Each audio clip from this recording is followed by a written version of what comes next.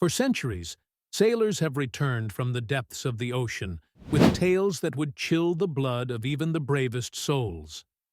Stories of colossal tentacles erupting from the waves, of ships dragged beneath the surface by creatures so immense they were mistaken for islands. These accounts spoke of the Kraken, a legendary sea monster that has haunted maritime folklore for over 1,000 years. Yet what if these tales were not merely the products of fevered imagination or too much rum? What if the Kraken, in some form, actually existed? The earliest recorded mentions of the Kraken emerge from the frigid waters surrounding Scandinavia, where Norse sailors first whispered of an enormous creature dwelling in the depths near Norway and Greenland. The Old Norse word kraki, meaning twisted or crooked, would eventually evolve into the term we know today. These early accounts described a beast so massive that sailors would mistake its back for an island, complete with what appeared to be beaches and vegetation. Only when the creature began to submerge would the horrifying truth become apparent, often too late for those who had anchored nearby. By the 13th century, these stories had become deeply embedded in Nordic culture. The Norwegian text King's Mirror provided one of the first detailed descriptions, portraying the Kraken as a creature so large it could be mistaken for land itself. The account warned that the real danger came not from the beast's aggression, but from the massive whirlpool created as it descended back into the depths, capable of pulling entire vessels down with it. As maritime trade expanded during the Age of Exploration, Kraken sightings spread beyond Scandinavian waters. Sailors from various nations reported encounters with massive tentacled creatures in locations ranging from the North Atlantic to the waters off Newfoundland. These accounts shared remarkable consistency in their descriptions of enormous tentacles, some reportedly thick as ship masts and long enough to wrap around entire vessels multiple times. The Swedish naturalist Carl Linnaeus, father of modern taxonomy, was so convinced of the creature's existence that he included it in the first edition of his groundbreaking work, Systema Naturae, in 1735, classifying it as Sepia microcosmos. Though he later removed it due to lack of physical evidence, this inclusion by one of history's most respected scientists speaks to how seriously these accounts were taken by the scholarly community of the time. The turning point in Kraken research came during the 19th century when solid evidence began washing ashore. In 1853, a Danish zoologist examined a massive beak recovered from the stomach of a sperm whale, determining it belonged to a cephalopod of unprecedented size.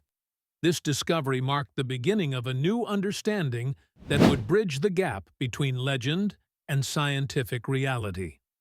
Throughout the latter half of the 19th century, more physical evidence emerged. Giant tentacles washed up on beaches, enormous beaks were discovered, and most significantly, entire specimens began to surface.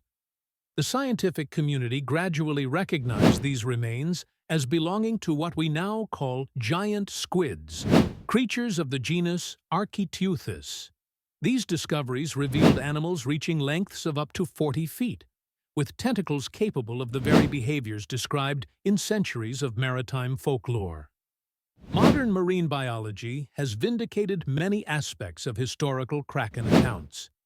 We now know that giant squids possess rotating hooks along their tentacles, capable of leaving the circular scars frequently found on sperm whales. These creatures inhabit the deep ocean environments where many Kraken sightings were reported, and their feeding behavior includes grasping large prey with powerful tentacles, exactly as described in historical accounts. Perhaps most remarkably, recent decades have revealed that giant squids are not the ocean's largest cephalopods. The colossal squid, discovered in Antarctic waters, grows even larger and possesses rotating hooks that can swivel 360 degrees. Specimens have been recovered with mantles exceeding 10 feet in length and tentacles that would dwarf those of their giant cousins. These creatures represent the closest modern equivalent to the legendary Kraken in both size and predatory capability. The scientific community now acknowledges that while the Kraken of legend may have been embellished through centuries of retelling, the core of these stories appears rooted in genuine encounters with giant cephalopods. The behaviors attributed to the Kraken, from its massive size to its powerful tentacles and ability to drag large objects beneath the waves, align remarkably well with what we now understand about these deep-sea giants. The story of the Kraken represents more than just the validation of maritime folklore. It demonstrates how traditional knowledge, passed down through generations of seafarers, can contain kernels of scientific truth waiting to be discovered. While the creature capable of sinking entire fleets may remain in the realm of legend, the giant squids and colossal squids swimming in our oceans today prove that sometimes the most incredible stories have their roots in an even more incredible reality. The Kraken, it seems, was never truly a myth at all, but rather humanity's first glimpse into the profound mysteries that continue to dwell in the deepest corners of our planet's vast oceans.